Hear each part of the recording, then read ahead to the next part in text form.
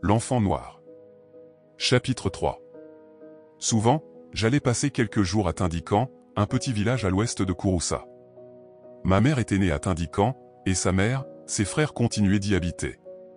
Je me rendais là avec un plaisir extrême, car on m'y aimait fort, on me choyait, et ma grand-mère particulièrement, pour qui ma venue était une fête, moi, je la chérissais de tout mon cœur. C'était une grande femme aux cheveux toujours noirs, mince, très droite, robuste, jeune encore à dire vrai et qui n'avait cessé de participer aux travaux de la ferme, bien que ses fils, qui suffisaient amplement à la tâche, tentassent de l'en dispenser, mais elle ne voulait pas du repos qu'on lui offrait. Et sans doute était-ce dans cette activité suivie que gisait le secret de sa verdeur.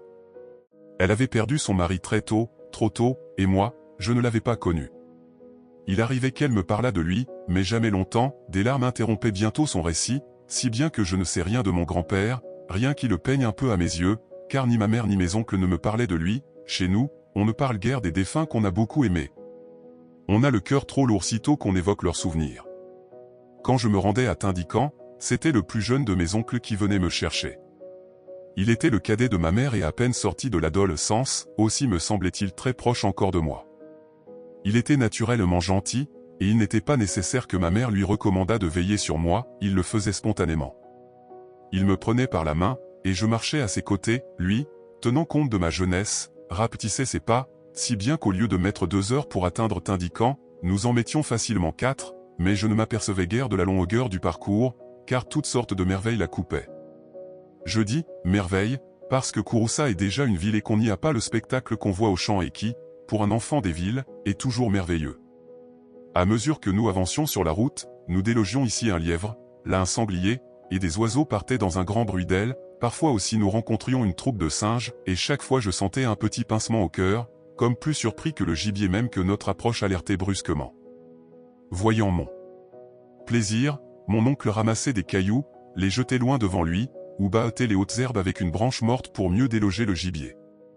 Je l'imitais, mais jamais très longtemps, le soleil dans l'après-midi lui férocement sur la savane, et je revenais glisser ma main dans celle de mon oncle.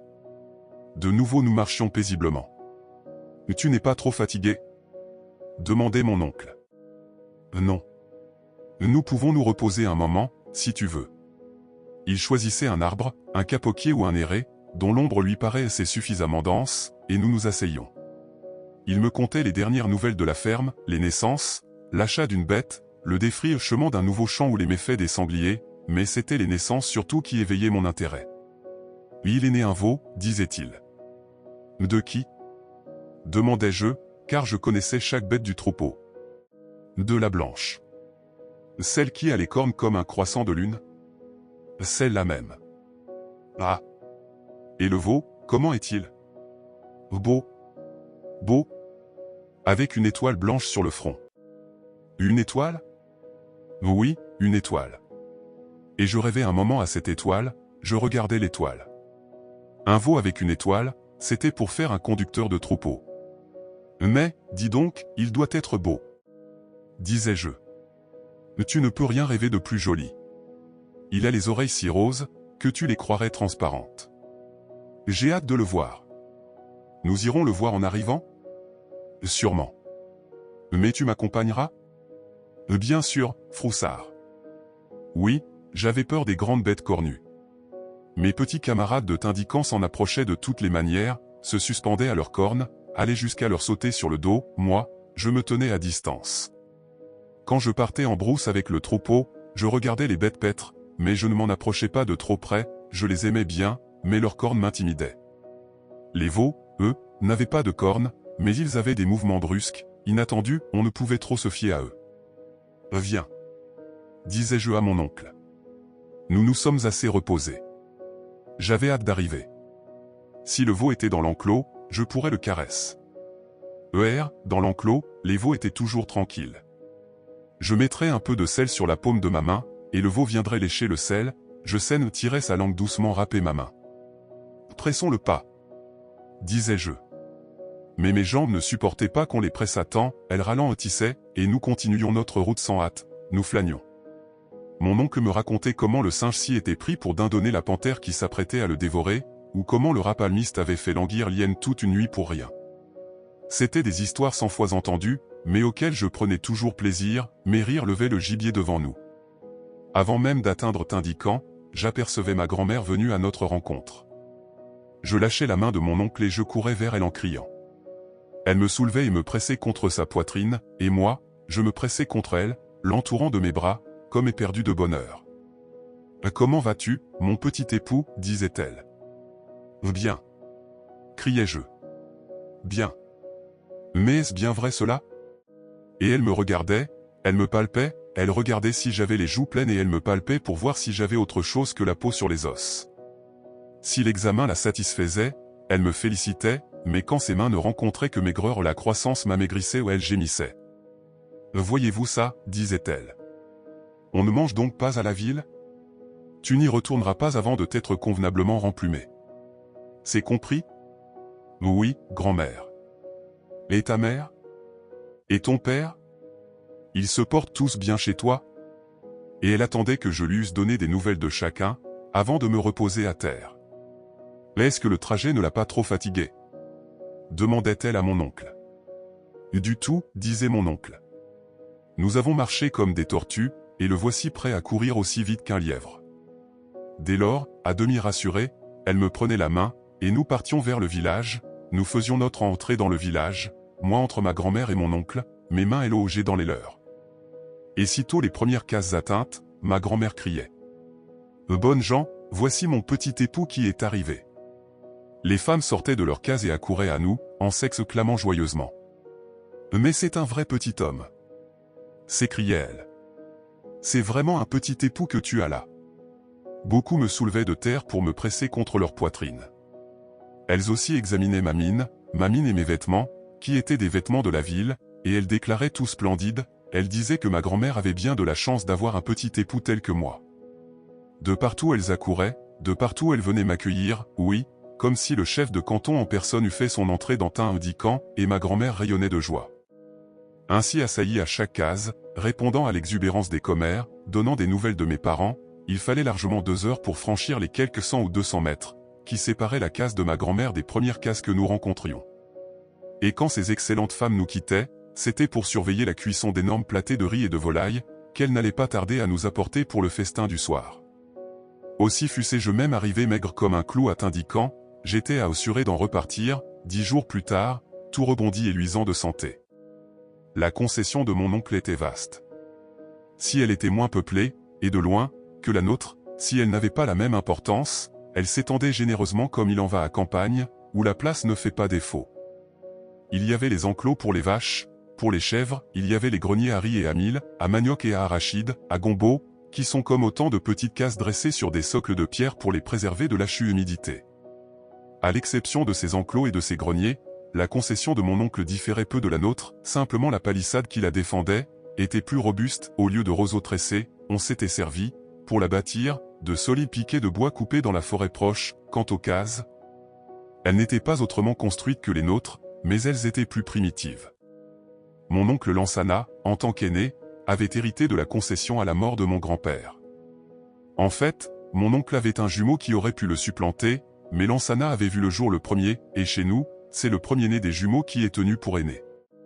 Il arrive néanmoins que ce droit d'aînesse souffre certains gauchissements, parce qu'il y a toujours un des 2 jumeaux qui plus particulièrement imposé, ne fût-il pas le premier-né, se qualifie ainsi héritier. Peut-être, dans le cas de mes oncles, est-ce le second jumeau qui se fut imposé, car il ne manquait ni de prestige ni d'autorité, mais il n'y pensait même pas, il avait peu de goût pour la terre, et on le voyait rarement à Tindican, il était une fois ici, une fois là.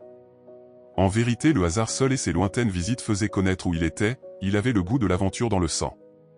Pour moi, je ne l'ai rencontré qu'une fois, il était revenu à Tindican, il y était de quelques jours et déjà ne songeait qu'à repartir. J'ai conservé le souvenir d'un homme extrêmement séduisant et qui parlait beaucoup, qui n'arrêtait pas de parler, et qu'on ne se lassait pas d'écouter. Il racontait ses aventures, qui étaient étranges, qui dépaysaient, qui m'ouvraient des horizons surprenants. Il me combla de cadeaux.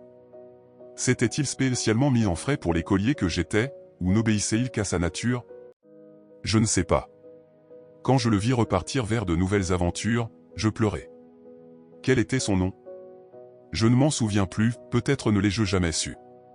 Je l'avais appelé Beau, durant les quelques jours qu'il était demeuré à Tindican, et c'était le nom aussi que je donnais à mon nom de Lansana, car ainsi surnomme-t-on habituellement les jumeaux, et ce surnom efface le plus souvent leur véritable nom. Mon oncle Lansana avait encore 2 autres frères, dont l'un était récemment marié, le cadet, celui qui venait me chercher à Kouroussa, bien que fiancé, était pour lors un peu jeune pour prendre femme. Ainsi 2 familles, mais pas bien nombreuses encore, habitaient la concession, en plus de ma grand-mère et de mon oncle cadet. Généralement, quand j'arrivais dans l'après-midi, mon oncle Lansana était encore à ses travaux dans les champs, et c'était dans la case de ma grand-mère que j'entrais d'abord, la case même que, durant mon séjour, je ne cesserai d'occuper. Cette case, à l'intérieur, ressemblait fort à celle que je partageais à Kouroussa avec ma mère, j'y voyais jusque la même calebasse où ma mère gardait le lait, et identiquement suspendue au toit par 3 cordes pour qu'aucune bête n'y accède, identiquement couverte aussi pour empêcher la suie d'y tomber. Ce qui rendait la case singulière à mes yeux, c'étaient les épis de maïs qui, à hauteur du toit, pendaient en couronnes innombrables et toujours plus réduites selon qu'elles se rapprochaient du fait, la fumée du foyer n'arrêtait pas d'enfumer les épis et les conserver ainsi hors d'atteinte des termites et des moustiques. Ces couronnes auraient pu servir en même temps de calendrier rustique, car, à mesure que le temps de la récolte nouvelle approchait, elles devenaient moins nombreuses et finalement disparaissaient. Mais je ne faisais alors qu'entrer dans la case, je ne faisais qu'y poser mes vêtements, ma grand-mère jugeait qu'après avoir fait route de Kouroussa à Tindikan, la première chose à faire était de me laver, elle me voulait nette, bien qu'elle ne se fît pas trop d'illusions sur la durée de cette netteté, mais du moins. Était-ce sous ce signe qu'elle voulait voir comment sert mon séjour, et elle me conduisait incontinent dans le lavoir, un petit temps d'eau, à proximité de sa case, entouré de roseaux et d'allées de larges pierres. Elle allait retirer la marmite du foyer, verser l'eau dans une calebasse et, après l'avoir attiédie à la température convenable, la portait dans le lavoir. Elle me savonnait alors de la tête aux pieds au savon noir et, après, elle me frottait non sans énergie avec une éponge de filasse extraite d'arbres tendres. Je sortais du lavoir, resplendissant, le sang avivé et la peau brillante, le cheveu bien noir, et courais me sécher devant le feu. Mes petits compagnons de jeu étaient là, qui m'attendaient. « Alors tu es revenu » disait-il. « Je suis revenu. » « Pour longtemps ?»« Pour un bout de temps. » Et suivant que j'étais maigre ou gras car eux aussi donnaient à la mine la première importance, mais j'étais maigre le plus souvent, j'entendais. « Et dis donc, tu te portes bien, toi ?» « Oui, disais-je modestement. »« Oui. »« Tu n'es pas gros. »« Je grandis, disais-je. »« Quand tu grandis, tu ne peux pas être gros. »« Non. Tout de même tu n'es pas bien gros. » Et il y avait un temps de silence, parce que chacun réfléchissait à cette croissance, qui fait davantage maigrir les enfants de la ville que les enfants de la campagne. Après quoi, l'un d'eux régulièrement s'écriait. « En voit-on des oiseaux dans les champs, cette année ?» Mais il en allait ainsi toutes les années, toujours il y avait quantité d'oiseaux qui dévoraient les champs, et toujours c'était nous, les gosses, qui avions pour principale occupation de leur faire la chasse. « J'ai ma fronde, disais-je. Je l'avais emportée avec moi, je n'avais garde de l'oublier, et ici, je ne la quittais pour ainsi dire pas, soit pour paître le bétail, soit pour surveiller les moissons du haut des miradors. Les miradors tiennent une place importante dans mes séjours à Tindikan, on rencontrait partout de ces planchers montés sur des piquets fourchus et comme portés par le flot montant des moissons. Avec mes petits camarades, j'escaladais l'échelle qui y conduisait, et nous chassions à la fronde les oiseaux, les singes parfois, qui venaient piller les champs. Tout au moins était cela notre mission, et nous l'accomplissions sans rechigner, bien plus par plaisir que par obligation, mais il arrivait aussi que, pris par d'autres jeux, nous oublions pourquoi nous étions là, et, sinon pour moi, pour mes petits camarades tout au moins, cela ne se passait pas sans inconvénient. Les parents ne tardaient guère à s'apercevoir que le champ n'avait pas été surveillé, et alors, selon la grandeur du dégât, c'était ou une gronderie bruyante ou le martinet qui rappelait à la vigilance les guetteurs distraits, ainsi, dûment édifiés, et quand bien même nous nous faisions de ces confidences passionnantes, que les oreilles des grandes personnes ne doivent pas entendre, et qui sont le plus souvent le récit de rapines puériles, nous tenions néanmoins un œil sur la moisson, au surplus nos cris et nos chants suffisaient généralement à éloigner les oiseaux, même les mange-mille qui s'abattaient par bandes compactes. Mes petits compagnons étaient pleins de gentillesse. C'étaient d'excellents camarades vraiment, hardis, plus hardis que moi assurément, et même assez casse-cou, mais qui acceptaient de modérer leur fougue foncière par égard pour l'enfant de la ville que j'étais, rempli au surplus de considération pour ce citadin qui venait partager leur jeu campagnard, et éternellement en admiration devant mes habits d'écolier. Sitôt séchés devant le feu, je les revêtais, ces habits. Mes petits camarades me regardaient avec des yeux avides passer ma chemise kaki à manches courtes, enfiler une culotte de même nuance et chausser des sandales. J'avais aussi un béret, que je ne mettais guère. Mais il suffisait, tant de splendeur était faite pour éblouir de petits campagnards qui n'avaient qu'un caleçon court pour tout vêtement. Moi, cependant, j'enviais leurs caleçons qui leur donnaient une liberté plus grande. Ces vêtements de ville, qu'il fallait tenir propres, étaient bien embarrassants, ils se salissaient, ils se déchiraient. Quand nous grimpions sur les miradors, je devais prendre garde de ne point m'accrocher aux échelons. Quand nous étions sur le mirador, il fallait me tenir à bonne distance des épis fraîchement coupés, mis là pour servir de semences et conservés à l'abri des termites.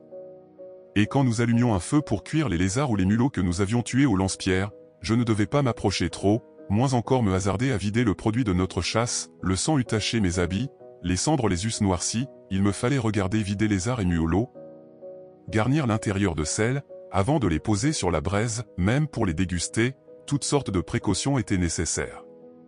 Aussi me serais-je volontiers libéré de ces vêtements d'écolier, qui n'étaient bons que pour la ville, et à dire vrai, je m'en serais bientôt libéré si j'avais eu autre chose à mettre, mais je n'avais que ces habits avec moi, on ne me donnait pas d'autres vêtements, du moins, ici, pouvais-je les lire ou les déchirer sans qu'on me grondât, ma grand-mère les lavait et les raccommodait sans grand commentaire, j'étais venu pour courir, pour jouer, pour grimper sur les miradors et pour me perdre dans les hautes herbes avec les troupeaux, et, naturellement, je ne pouvais le faire sans dommage pour ses précieux habits.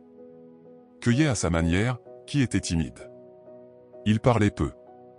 À travailler dans les champs à longueur de journée, on devient facilement silencieux, on remue toutes sortes de pensées, on en fait le tour et interminablement on recommence, car les pensées ne se laissent jamais tout à fait pénétrer, ce mutisme des choses, des raisons profondes des choses, conduit au silence, mais il suffit que ces choses aient été évoquées et leur impénétrabilité reconnue. Il en demeure un reflet dans les yeux, le regard de mon oncle Lansana était singulièrement perçant, lorsqu'il se posait, de fait, il se posa vite peu, il demeurait tout fixé sur ce rêve intérieur poursuivi sans fin dans les champs. Quand les repas nous réunissaient, souvent je tournais les yeux du côté de mon oncle et généralement, au bout d'un moment, je réussissais à rencontrer son regard, ce regard me souriait, car mon oncle était la bonté même et puis il m'aimait, je crois bien, autant que ma grand-mère. Je répondais à son sourire discret et parfois, moi qui mangeais déjà très lentement, j'en oubliais de manger.